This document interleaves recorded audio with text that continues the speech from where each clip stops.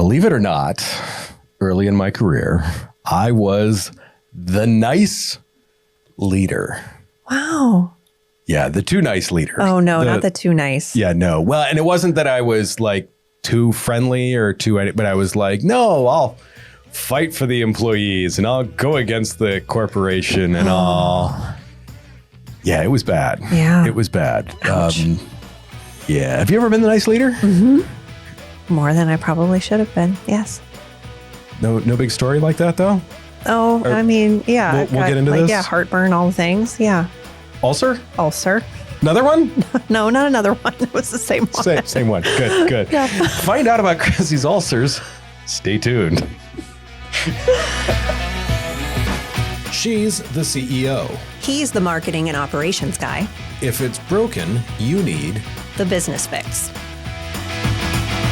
February is, and I'm going to go back to my notes here, Workplace Kindness Month. So why not talk about the manager that is too nice to people? Oh, no.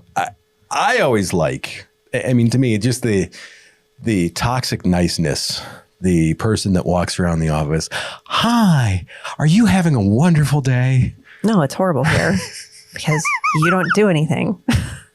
100%. I would always be the person that would fire back. Nope. Exactly. They would just look at you like, well, why not? What am I supposed to do about that? Because, or they just walk away. Correct. They've come along. They have tried to blow sunshine where the sun normally does not shine. Yep. And I had sunglasses there. Yes.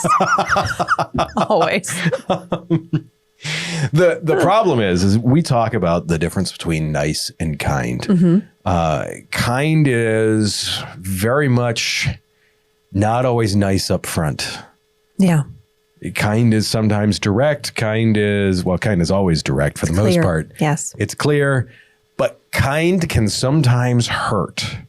Whereas niceness doesn't hurt now, but boy, does it hurt a lot of things later. It's kind of like that. It's that wound that you're like, it doesn't need an antibiotic. No, I'll just wash it off. It's fine. I'll Rub just some dirt on it. I'll just keep washing this. Yeah. And shortly after your arm falls off, no, everything's fine. Mm-hmm. Once the sepsis kicks in and you have completely lost your mind, you are at the place that most first-time managers are at. Yeah. I don't want to say everyone, but I will say almost everyone makes this mistake. Oh, you do. You just do. Especially, I would say, especially anyone that's in management, I would say typically before their mid-30s. Oh, yeah. Hands down. I see a much higher instance of this. Yes. In that. Yeah. And it's either they go too nice or they go too dictator. Mm-hmm. Either way, we're gonna talk about what happens when you get the nice person there. For me, it 100% came down to if they like me, they're gonna do everything that I ask. And then I started watching episodes of The Office about that time. And I was like, I'm Michael Scott. They don't like me. I want them to be afraid of how much they love me. That's what it came down to. I know you see this all the time. Mm-hmm. How does a leader's desire to be liked, or the nice leader, if I'm nice, they'll love me? Yeah. I have a tough time saying that without throwing up a little bit in my mouth. Uh-huh. How does that eventually lead to that cultural dysfunction that we have all seen in all kinds of businesses? Yeah. So I'm going to start by owning it because I've been the nice leader. I know you said you've been the nice leader too. I thought I was being kind. I was being supportive. I'm being patient. You were a doormat. I was an absolute doormat. Same. Doormat. Or the other part of it too is that I am avoiding discomfort and being a chicken. Like I don't want to say the things that I need to. And avoidance, it always sends the bill later and it's usually way more expensive. With interest. Correct. So over time, I've realized, when nice leadership breaks down, it almost always shows up in the same 4 ways. And they all start with the letter C. So I know. I am shocked Ironically, by this. when I can put all these things together and I prepare, I get the 4 C's of the nice leader trap, which are comfort, confusion, compromise, and collapse. So, yes. That wasn't the... Those aren't the C's that you thought of? No, there was one. No, it's not that one. Okay. So the first C, comfort. So that is really protecting yourself, not the person. So nice leaders stay quiet because they don't want to feel awkward. I don't want to make people feel uncomfortable. I don't want myself to feel uncomfortable. So I'm not going to say anything. It's funny you say that because in so many cases, for me, the excuse that I made, I don't want them to feel uncomfortable when really it was me. All about you. It's not about them. No. You really don't care. Just be honest. Humans, we care about avoiding pain for ourselves. Unless they are our children and our employees are not our children. We're going to avoid this for pain ourselves. But silence isn't neutral. It protects the leader's comfort at the expense of the employee's growth. It really does.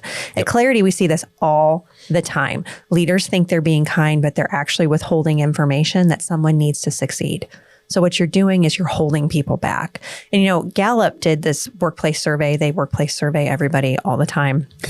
But most recently they did a survey about, meaningful and timely feedback. And so not those delayed annual comments that you give one time in a performance review and then forget about.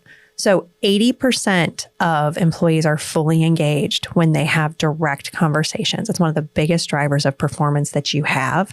So not just avoiding the conflict or just, I want everybody to like me, so I don't want to say anything that might upset them.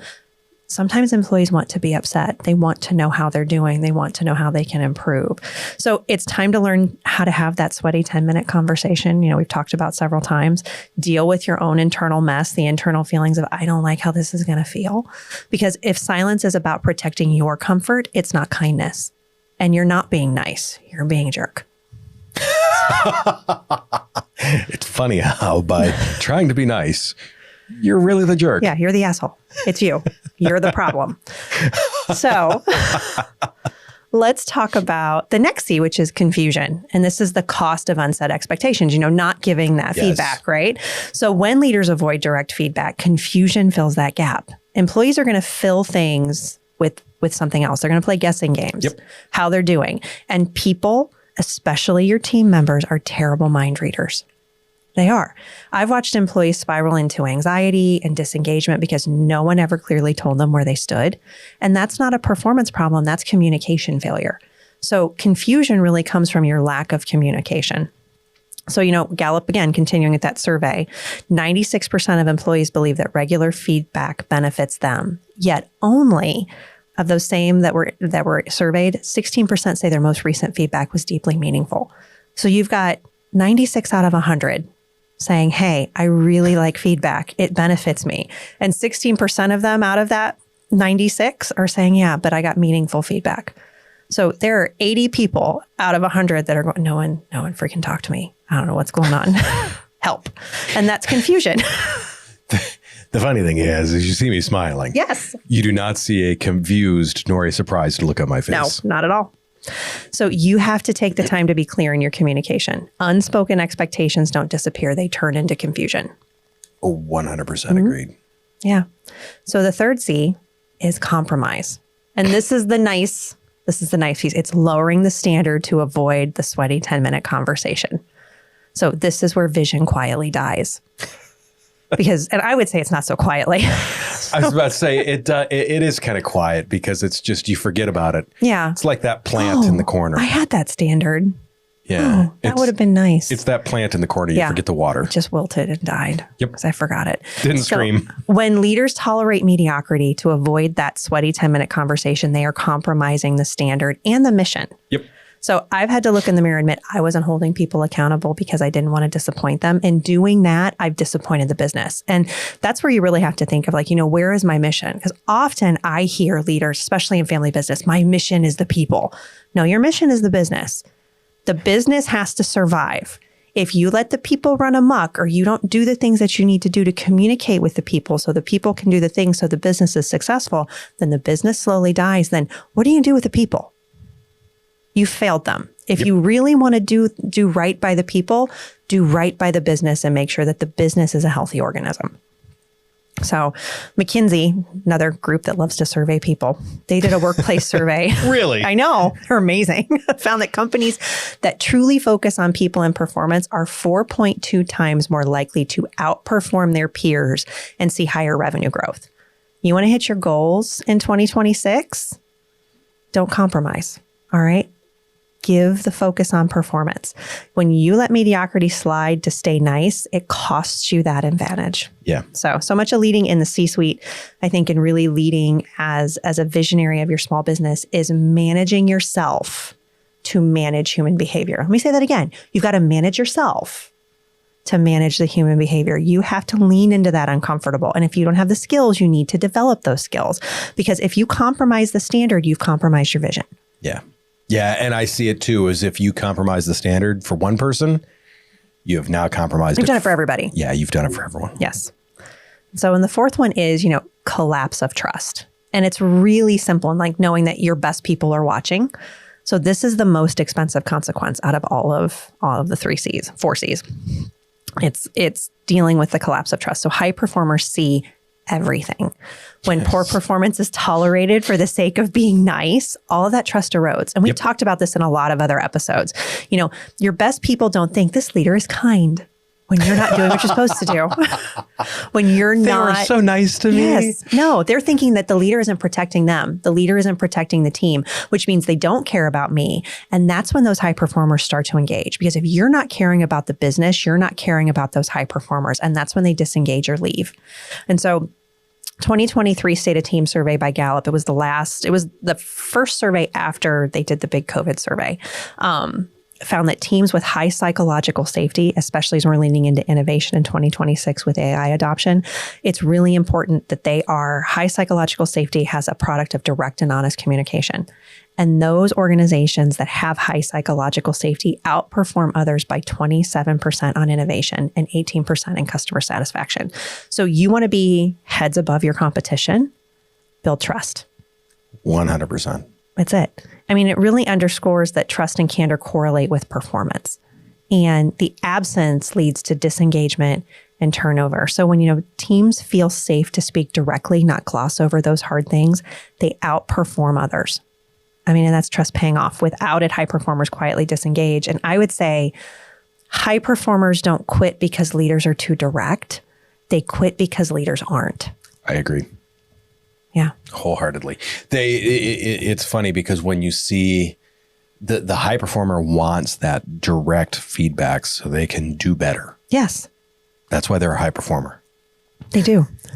So what you need, the solve for these 4 C's, and it's something that I really had to solve for myself too, and that's why I've had to reframe into radical directness as kindness. So direct conversations aren't punishments. We reframe them and understand that they're really investments in our business. They say, I care enough to be honest with you. Niceness protects comfort. Kindness creates growth, right?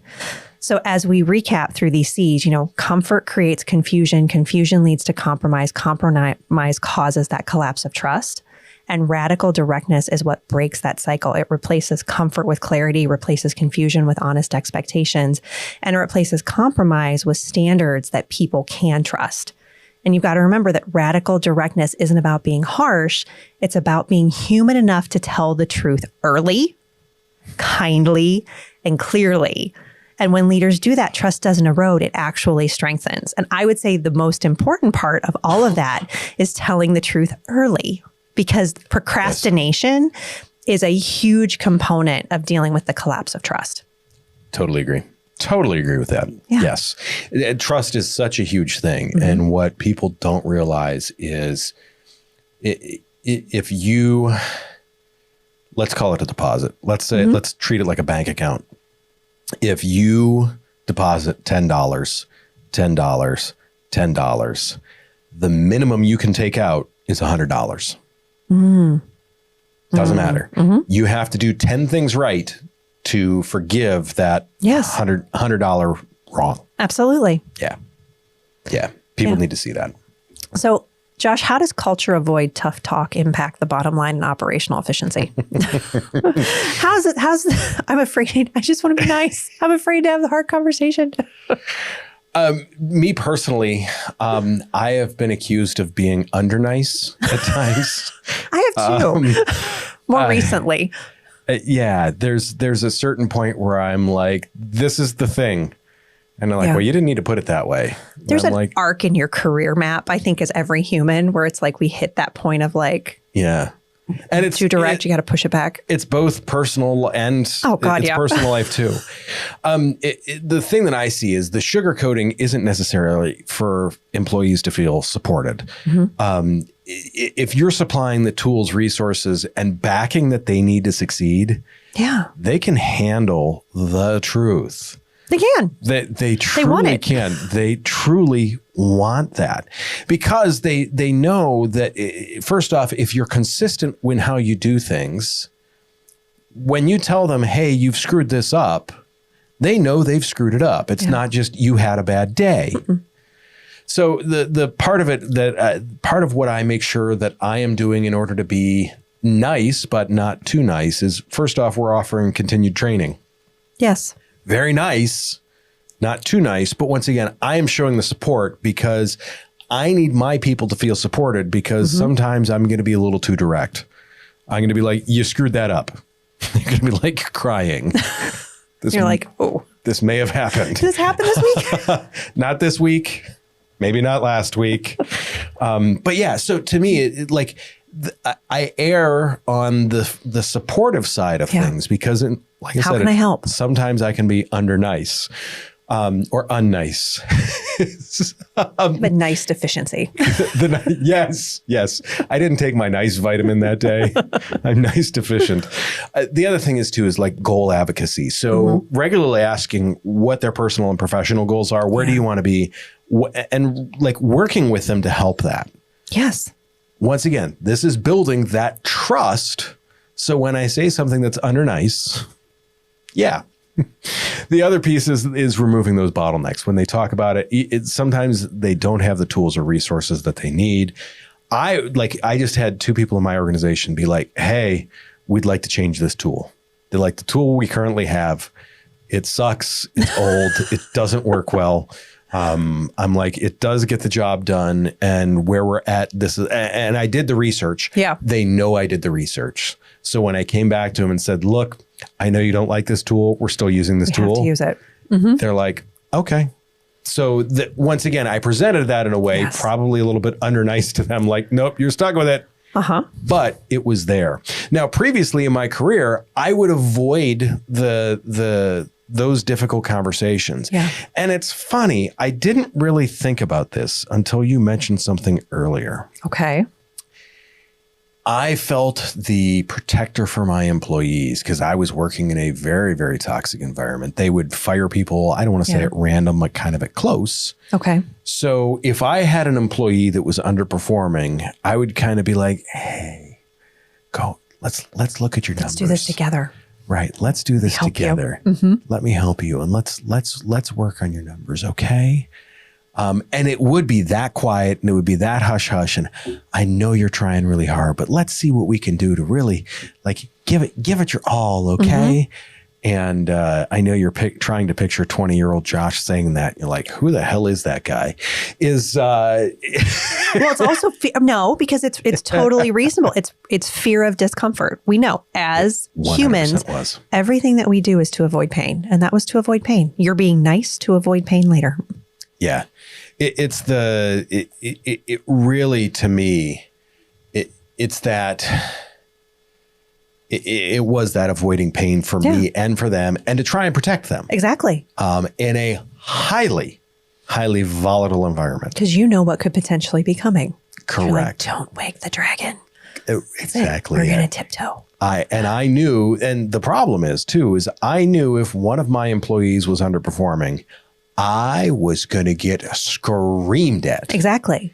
And to me, if you have someone in your organization that is being too nice to your employees, it's probably not them. Yeah. Look at how you are working with that person to realize, hey, maybe I'm a little bit volatile. Mm-hmm. Maybe they feel like they have to be too nice to these people. Yeah. It's time for a conversation with that. It's a good question. Yeah. On the flip side of this, Like we do a ton of marketing for people. Mm-hmm. In so many cases, am finding people saying, yes, we're going with this marketing firm because they promised the nice thing. No. And as salespeople, it is so tough to have that unnice conversation and be like, look, let's set the expectation here, because I know, I see it in marketing all the time. I call it the fire hose myth. Marketing is not a faucet. Yes. If you say, hey, we're going to spend $3,000 in ad spend, don't think you're going to get $7,000 slapping you in the face next week. No. It's just it not doesn't how work it works that way. And as sales and service delivery, as it relates to promises, you get stuck eating the crab sandwiches all the time. Correct. And that's the problem is there's so many in marketing that are promising. It's a tight field right now. Yeah. There are so many people that think they're marketers out there. And it's changing so fast. Creators. 100%. Yeah. And they just don't have the idea. So they make these wild promises like, yeah, we can do that. No, you can't. Because it's the nice thing to say.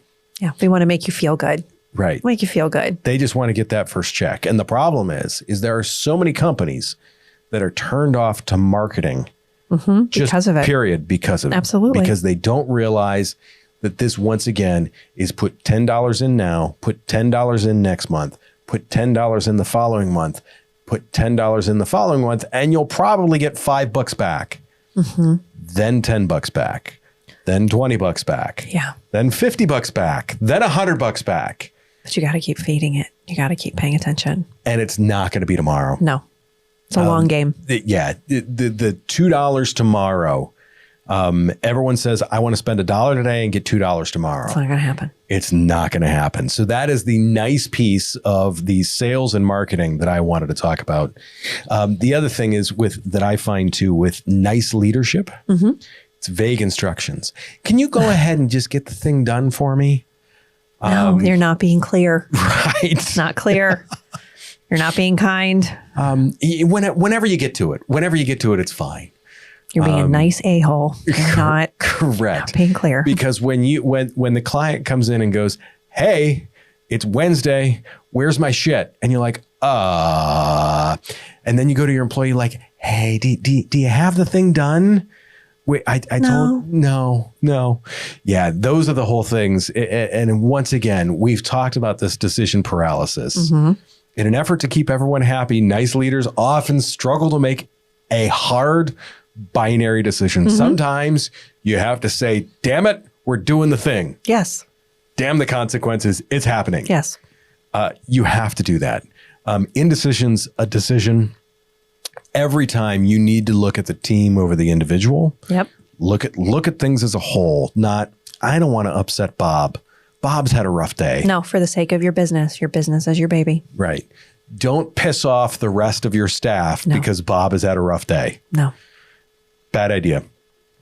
The thing that it leads to is oftentimes what we like to call suffering at scale. I like that. Just because you're not willing to suffer through one conversation, everyone is going to have to suffer with the consequences of that. The same thing, and I don't get accused of this piece. Some people, they try and be kind by adding fluff. No. I don't typically get accused of that anymore. Good. I don't either. So, and once again, the best example that I have of this is the fluff of right at the very beginning of Office Space. Mm-hmm. Hey, Peter, how's it going? That how's it going? Yeah. He didn't care. No. That's the fluff. I'm going to try and make you feel good and like I care before I beat you up about something. No, don't even ask. Don't even ask. Hey, Peter, fix the TPS reports. Yeah. Oh, you already have that memo? Great. Yeah. Appreciate the work you're doing now to get that done. Thank you. Right.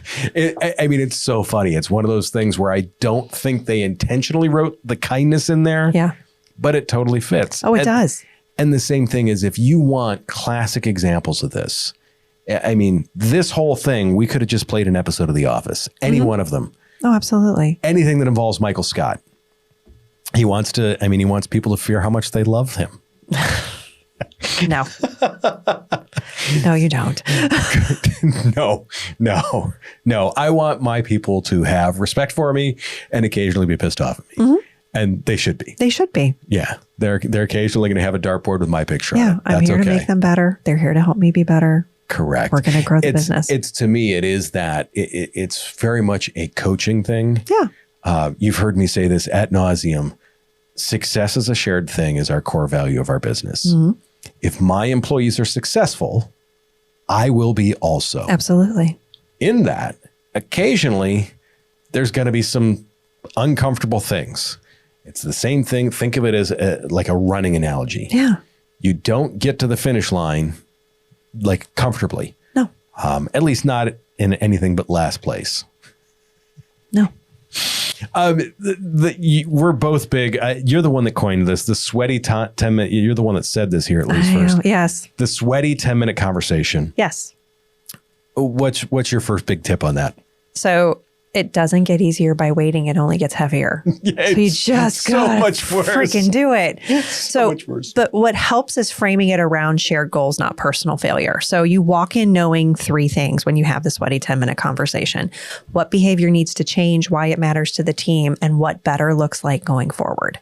Yes. And you can augment that with the Dear Man Give Fast framework, or you can just answer those 3 questions. But know that behind every 10-minute or behind every communication problem is a sweaty 10-minute conversation you don't want to have. And that is Gay Hendricks' The Big Leap. It's one of the best books about mindset that I've ever read. So the one that I go back to is what better looks like going forward to me. Mm-hmm. The goal here is where we need to be. And it from my leadership perspective, mm-hmm.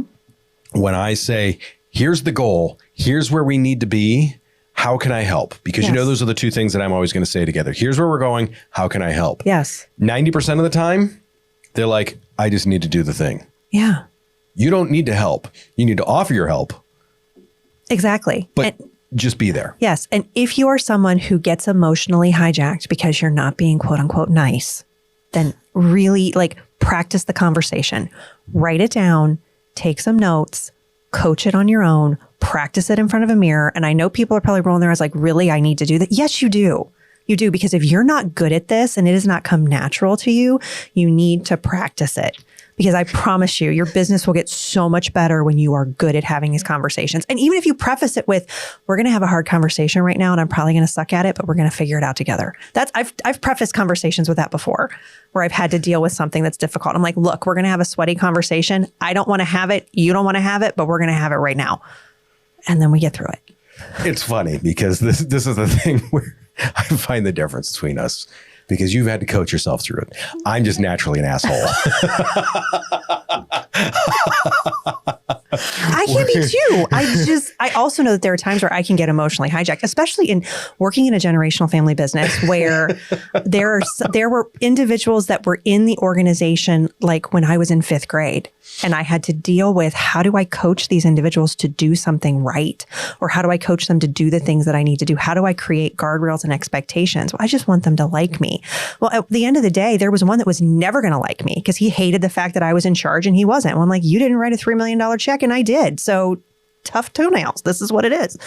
So it's what it is. Speaking of emotionally hijacked. So I had to walk through good conversations and I had to practice. So people are like, you're so polished. It's like, because I've had to do so much crappy work on it. It's just, and it's not easy. It's hard. It's getting the reps in. What's so tough about it, it's the same thing with our podcast. If you go back and listen to episode 1, it's tough. It's still good. Yeah. It's tough. It's tough, but we did it. Got the reps in. But I listened to this to be like, how can I get better? How can I make sure I'm on the mic? How can I eliminate some things that I don't like? How can I make sure that I'm speaking correctly? You have to put that work in, and you have to be intentional about it. Yes. Unless you're naturally an ass like me. It's just... So let's go to kindness versus niceness. Yeah. Sure. What do you think the difference is? So niceness protects the leader's comfort and kindness protects a person's growth. Ooh. Yeah. That's really simple. Kindness is uncomfortable. Niceness is convenient. To be clear is to be kind. And to be kind is to sometimes do the uncomfortable thing for yourself and for that person. and it's funny because when you think about it, in so many cases, typically the hard thing is the right thing. It is. The difficult thing is the right thing. And that's what you have to look at with this. Being nice is typically very easy to do. It is. It's more difficult for some people. Some people are just natural born jerks. But we're not. And most, and I would say our listeners aren't. And if they are, then I've got questions. But I would say, how did you find us? Yeah, exactly. But I would say if you're staying silent because you're worried about how you're going to feel in the moment, that's not kindness, that's self-protection. Yeah. So, I mean, kindness is really being willing to sit in discomfort so someone else can succeed. And if you're not willing to do that, then you probably shouldn't have employees. Correct. And I feel like the other thing is too, is you also shouldn't have employees. You have to say, you have to be kind. And in being kind, sometimes you have to sit in the mud with the person that you just said that to. Yes. You can't just be like, hey, your performance sucked. Turn around and walk out of the room. You have to be there to address it with them. And that is part of that being kind instead of being nice. Okay. Key takeaways. I think we got a lot of them here. We do. You had some good ones here.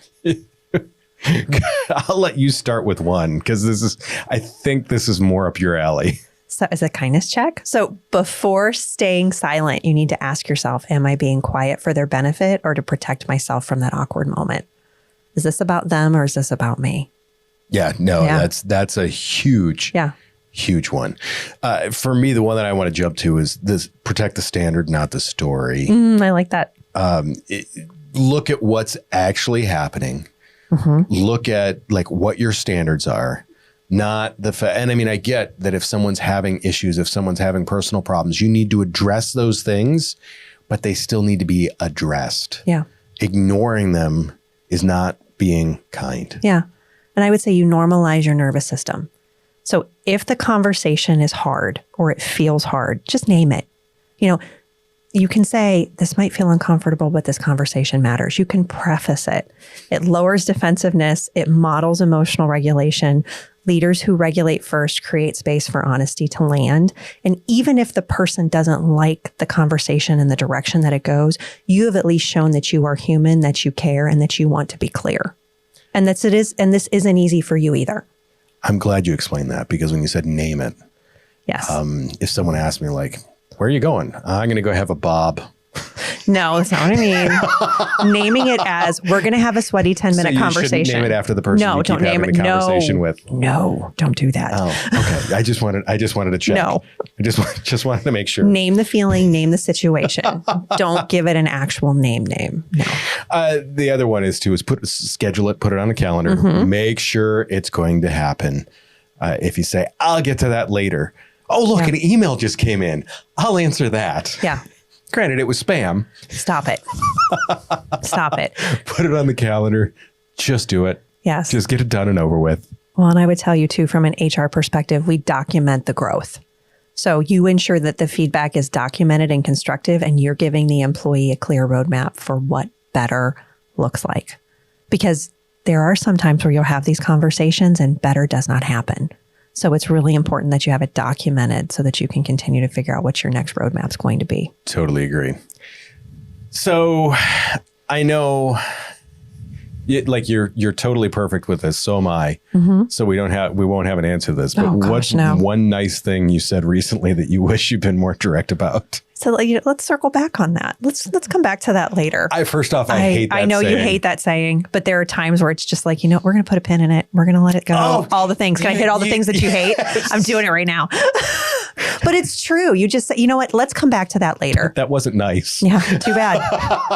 So I said, let's come back to it. What I really meant and what I should have said was, this isn't working and it needs to change. But instead I'm like, you know what? Let's table it for a moment and we'll come back to it. No, we should have freaking killed it. So, because what I've learned that sometimes when you delay that, when you soften the clarity to be nice, you create more work later. So I created more work for myself. And I was like, you know what? We're close to the holidays. It's open enrollment. Let's just put that over here. And what I really should have said was, this needs to be solved and it needs to be solved immediately. And I didn't. I've caught myself in that same thing. The only way, there's two ways that I will say that horrible thing. And I won't say let's circle back on that. Yeah. There's only two reasons that I give myself as a way out on that. A, we need more information that we don't have right now. B, we are at a dead standstill. We are not making any progress on that. We need to stop and we need to come back. Yeah. But it has to be shown that we are at a standstill and we need to, like, sometimes you just... We're going to revisit this after a night's rest. Right. Yeah. We're at a block on something. As more and more people are typing their emails with AI. Yes. Is AI more or less kind? Now, not nice, kind. So I would say if you don't know how to use AI effectively, it's making it worse, and it's not kind or clear. Right? So, and here's my problem with this. Yep. Everyone, according to everyone, is using AI correctly. No, they're not. Because, like, to me, ChatGPT is the world's biggest kiss ass. It is. And kindness still requires courage. So you've got to be able to, let's see if they can make this sound better than what I need. And you're like, oh, this is great. But if someone doesn't understand what you're trying to tell them, it doesn't work. And, if AI becomes a way for you to avoid those conversations, you're like, I'll just have AI do it so I can avoid the sweaty 10-minute conversation. I'll avoid the pain. That's not making us kinder. It's making avoidance more efficient. So you're getting more efficient at avoiding the problem that you have. So I guess, yay for you. You've got more time to do other things that you've avoided that conversation. You've got more time to avoid other things. Yeah, you've made it fester. So, I mean, I don't think it's helping right now. It will be able to over time if you can use it correctly, but I don't know that everyone's going to use it correctly. No, and I think the problem is most people that I talk to, the AI stuff that they are using is far too soft with them. And oh gosh, yeah. Yeah, it's like, I was working with AI and it told me this, this, and this, and this, and I'm like, no human would told you that. No, and I was working on something yesterday, and I finally I rewrote the prompt because I'm like, you're not. I don't need validation. I need data. Correct. Same. I've been working on a big project with AI on stuff, and I'm like, I need you to yell at me. I need you to call me an idiot sometimes. Give me my blind spots. Tell me what's wrong. Don't validate my feelings. That's why I have a therapist. So no. I totally agree on that. Yeah. The other thing that I found is what I would say, when I was being kind, would send a 1.5-page email. Yes, I did too.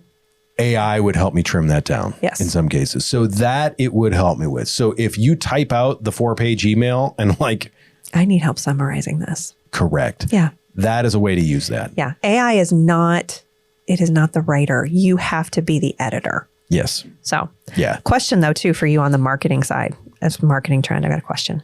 Rise of vulnerability, authenticity, and brand messaging. Do you think it's getting too performative? Oh God, yeah. Okay, good. Because I see so many people that, and it's so funny. I guess I would say my spidey sense for that, hey guys, type of thing. Yeah. Is I get so turned off so quickly. Yeah. By most. It's interesting. Most content creators, I get very turned off by very quickly because it's so performative. Yeah. It just drives me insane. I see this and I'm like, oh, you aren't that person. No. You're this person in front of the camera. Yeah. But you aren't that person. If someone meets either one of us in the street, they can be pretty sure that. Yeah, especially if they've watched the long form. Yes. Yeah. Snippets too. I mean, this is your voice and all. This is it. Right. That's those people. That's it. Yeah. That's very much those people. Well, that's exactly what she says. She does rhyme a lot. Yes, I do. Yeah. She puts that iteration together. Yeah. No, that's exactly what she does. But I see that. And the problem is it's that performative. Yeah. It's once again, it's people trying to be nice instead of being direct. Yeah. I'm curious to see in the next year how that changes. I am too. The other thing that I'll say is I see it in so many cases with, I'll take a lot of content creators. I'll take a motorcycle review. Mm-hmm. There's a motorcycle that was recently released. all of the keyboard warriors were saying, this is wrong with it, this is wrong with it, this is wrong with it, this is wrong with it, this is wrong with it. None of them had ridden that motorcycle. Oh, no. I rode that motorcycle and I thought, this thing is amazing. It's brilliant. They did a phenomenal job with this.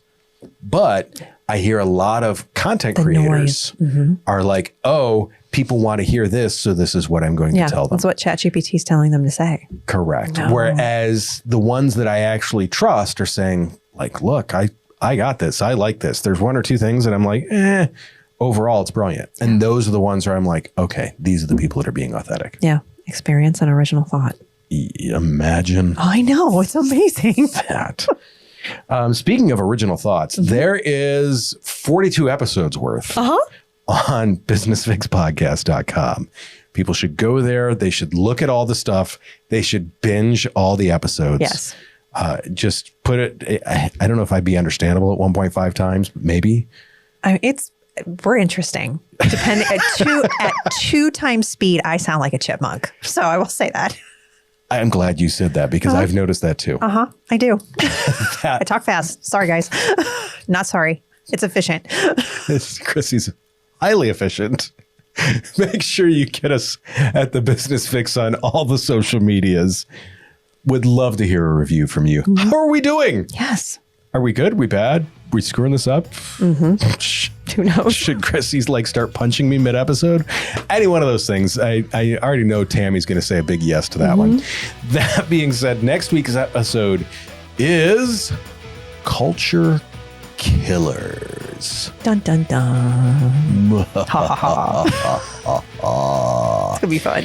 It is. That being said, do us a favor. Take care of yourself. If you can, take care of someone else too. We will see you very, very soon.